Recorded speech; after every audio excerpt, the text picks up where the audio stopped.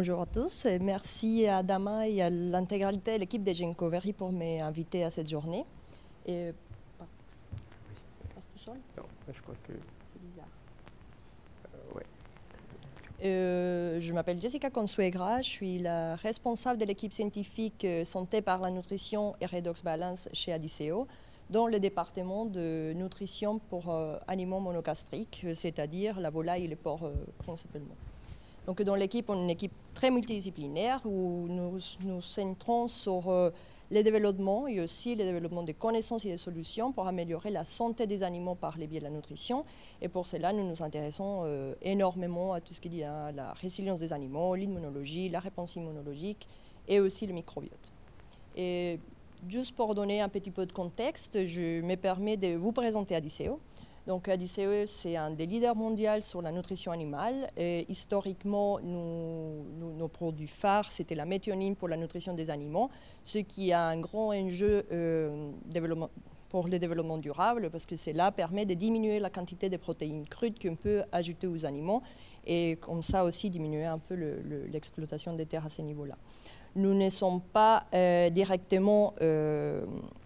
nos clients principaux, ce n'est pas les gens des fermes, par exemple. Nous intervenons un peu plus en amont, notamment sur les feed mills qui produisent les aliments pour les animaux, mais aussi sur les prémixeurs, qui sont les personnes qui mélangent tous les additifs nutritionnels pour après les ajouter à la nutrition, à la ration des animaux. Dans ce contexte-là, Adiceo investit énormément dans la recherche et l'innovation. Nous sommes centrés sur différents pôles d'expertise et à la base, nous sommes une boîte de chimie. Et donc, nous avons des centres de recherche en chimie, en ingénierie, et nous avons 8 centres de recherche différents. Un qui va ouvrir prochainement dans 2 mois à Lyon, dans la région des enfants et la vallée de la chimie, que c'est le Centre européen de recherche qui va regrouper les groupes de recherche en chimie analytique, chimie de développement, la nutrition et l'ingénierie des procédés. Mais nous avons aussi des centres de recherche au Singapour, dans l'aqua, par exemple, et aux États-Unis sur les ruminants. Et dans ce contexte-là, comme je mentionné précédemment, nous nous intéressons beaucoup à comment moduler la résilience des animaux et moduler leur santé par le biais de la nutrition. Et tout cela, c'est assez récent chez Adiceo, parce qu'à la base, c'est une boîte de chimie et de nutrition. Et tous ces aspects un peu plus exotiques comme la santé ont été abordés juste depuis quelques années. Et c'est à peu près ce que je vous commentais juste avant. Nous développons des solutions pour maintenir la résilience des animaux en conditions de challenge.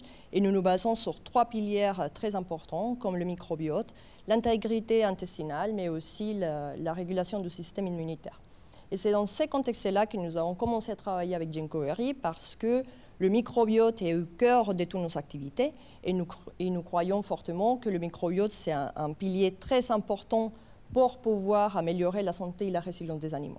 Et nous utilisons énormément de data liées au microbiote, depuis la partie que nous appelons Discovery, c'est-à-dire pour anticiper les nouvelles tendances et pour anticiper aussi les nouveaux développements et les nouvelles solutions que nous allons sortir dans le marché. Mais aussi, nous l'utilisons dans la partie market tuning. Et cette partie-là, c'est comment nous ajoutons, comment nous expliquons les mécanismes d'action de nos différents produits par les biais de leur effet sur le microbiote. Et c'est dans ce contexte-là que nous utilisons énormément de données de microbiote. Et cette utilisation de ces données des microbiotes, initialement, c'était très naïf, je pourrais dire, et aussi très empirique. C'est-à-dire que nous avions des chercheurs, dans mon équipe, par exemple, on est 4, et nous avions des chercheurs qui utilisaient des pipelines d'analyse personnels, qui avaient des bases de données ou qui subcontractaient des prestataires de services pour le séquençage des données des CSS, par exemple. Et les formats étaient différents. Tout arrivait un peu différemment sur des disques durs qui étaient stockés d'une façon ou d'une autre, etc. Et c'était ça la problématique chez nous. Donc aujourd'hui, je ne vais pas vous présenter spécifiquement un projet de recherche ou un projet quelconque que nous avons développé avec Gencovery. Je vais juste vous illustrer comment on peut utiliser aussi Gencovery pour des choses très basiques, comment le management des données et la standardisation des pipelines d'analyse, et que je pense que c'est un point déjà d'entrée et clé pour les projets ultérieurement. Donc nous développons bien sûr d'autres types de projets avec des questions scientifiques beaucoup plus poussées et beaucoup plus fins, mais aujourd'hui je vais me limiter juste à cette partie sur la problématique de la gestion des données et des pipelines d'analyse. Donc comme je mentionnais avant, on avait cette difficulté d'avoir des chercheurs qui analysaient les données comme il les semblait. Et on n'avait pas beaucoup de traçabilité. Mais heureusement, on a une temps de rétention pas mal chez Adiceo, donc les gens restent beaucoup de temps. Et on pouvait toujours aller demander au collègue qu'est-ce qu'il avait fait. Mais dans la pratique, ça devient un peu ingérable parce que chacun peut faire un peu comme il a envie, utiliser des bases de données comme il a envie. Et nous souhaitions, au moment où on a commencé ces projets-là, standardiser et aussi augmenter, améliorer notre traçabilité sur tout ce que nous faisons avec la data. Donc, on avait aussi beaucoup de limitations parce que vu qu'on avait les data en forme des résultats sur des serveurs, dans différents types de formats, c'était des présentations PowerPoint ou des rapports écrits, ou PDF ou Word, etc. Ça nous limitait aussi sur un principe que nous appliquons beaucoup chez Adiceo, que c'est le data reuse, comme une façon de créer une nouvelle connaissance en profitant de toutes nos expertises. Donc, comme je disais préalablement, Adiceo a plus de 50 ans et on a une ferme expérimentale où on a des données collectées pour plus de 20 ans. Et le fait d'avoir les données un peu dispatchées partout nous empêchait de vouloir vraiment extraire la valeur de ces données. Et finalement, il n'y avait aucun type de validation non plus. Le chercheur faisait cette analyse, il présentait son rapport, il écrivait son papier, mais finalement, on n'avait pas une validation par empirique pour définir et confirmer que les analyses et ce qui a été fait était juste. Donc c'était ça nos besoins. Initialement, nous avons contacté Ginkgo Berry parce que nous voulions standardiser aussi le processus d'analyse des données C16. Tous ces projets étaient pilotés par Nuria Vieco, qui est chercheur dans mon équipe et spécialiste dans le microbiote et aussi dans le développement des probiotiques. Et Nuria, elle est très bonne microbiologiste, mais elle n'est pas bioinformaticienne. Et du coup, c'était aussi sur ses besoins de les faciliter un peu la vie et d'augmenter un peu ses capacités en disant, arrêtons de perdre du temps à essayer de faire des scripts R que quelqu'un d'autre développait et standardisons nos pipelines d'analyse. Et c'était avec cet objectif-là que nous nous ont abonnés, je peux dire ça comme ça, chez Ginkgo Berry Constel Lab. Et ça fait déjà, je pense, 2 ans que nous avons un abonnement chez eux.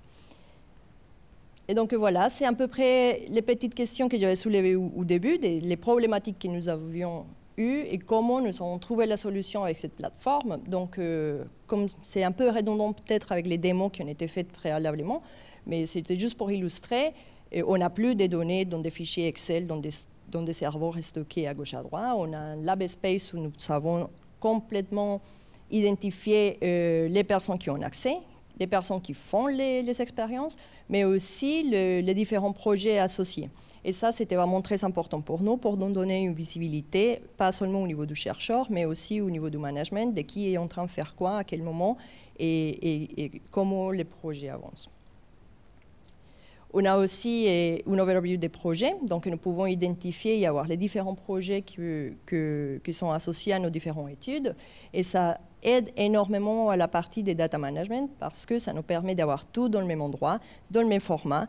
Et aussi, si dans 5 ans, on veut faire une méta-analyse, par exemple, les données seront déjà prêtes pour être utilisables au lieu de devoir tout refaire, comme parfois on se trouve à passer beaucoup plus de temps. Et pour expérience, avec une méta-analyse qu'on a fait l'année dernière, on a passé 6 mois seulement à faire clean la database et 1 mois à faire la data analyse. Donc, ça facilite aussi beaucoup des tâches. Et ça, c'est au niveau du projet, et c'est quelque chose aussi qu'on a vu, mais que je trouve assez intéressant, c'est de pouvoir voir ces expériences, les différentes tâches associées à ces expériences, qui les a fait, le tas où elles sont, et aussi avoir cet espace collaboratif où les gens peuvent utiliser, parce qu'on n'a qu'un user, mais peuvent collaborer ou interagir avec les autres personnes par rapport aux difficultés ou les projets qu'ils sont en train de faire. Ça, c'est pareil, on l'a vu aussi un peu sous le data, l'écran des expériences et sur la traçabilité des utilisateurs et leurs actions. Et ça aussi, je pense que c'est assez intéressant. Et finalement, la partie que j'aime un peu le plus, ou les besoins, à vrai dire, original, c'était de créer ces pipelines d'analyse où nous avons standardisé et à chaque fois qu'on reçoit X type de données, on pourra appliquer la même pipeline. C'est déploiement des pipelines d'analyse avec certains numéros de briques que nous avons développés aussi sur nos besoins, où on sait qu'à chaque fois qu'une analyse en données, on fait la même chose. On ajuste bien sûr les paramètres de qualité par rapport à nos data, on ajuste les métadatas, etc. Mais on sait qu'on n'a pas ces biais de dire, bon, on va faire aujourd'hui, on va couper là, et demain, on va couper un peu plus loin, juste pour nous adapter, un peu biaiser aussi l'analyse de nos résultats. Et ça, on peut à chaque fois les confirmer parce qu'on peut voir exactement ce que les gens ont configuré les briques. On peut aussi fixer ces paramétrages des briques et seulement un utilisateur peut le valider. Nous avons fait l'expérience cet été. On a eu une stagiaire DM2 qui s'est servi énormément de la plateforme, mais nous avons imposé une étape de validation par la manager qui c'était Nouria pour valider effectivement que les choses étaient bien faites et ne pas laisser juste des gens qui peut-être sont en train de formation de lancer des analyses.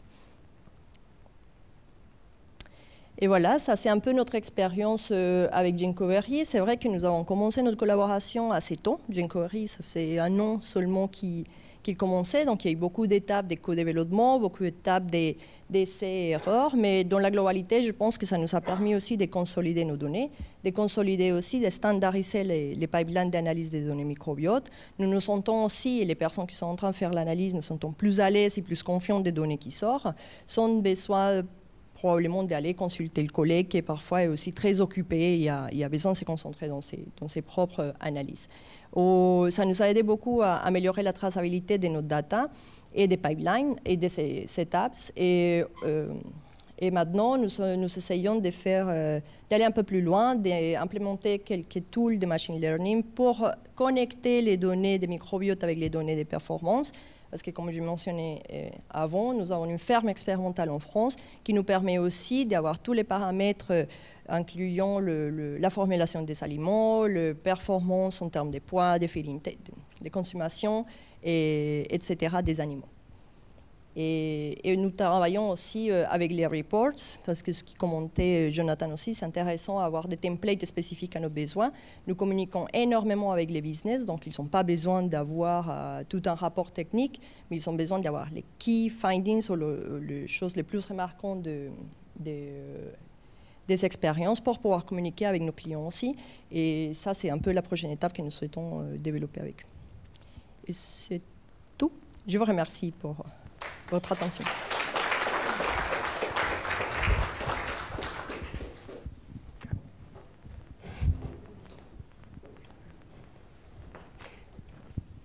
Merci beaucoup Jessica et merci Bruno aussi pour la présentation.